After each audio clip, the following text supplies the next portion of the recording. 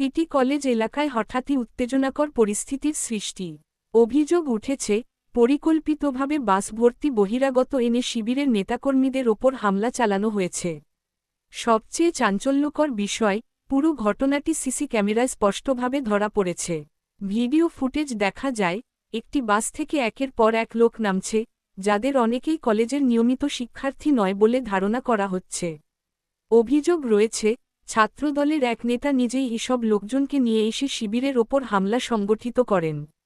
ঘটনার পর পুরো এলাকায় আতঙ্ক ছড়িয়ে পড়ে, সাধারণ শিক্ষার্থীরা নিরাপত্তাহীনতায় ভুগছে।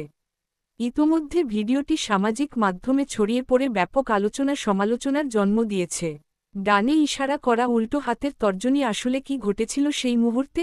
কারা জড়িত এই হামলায়? মুভি ক্যামেরা পুরো সত্য জানতে এখনই ভিডিওটি দেখুন।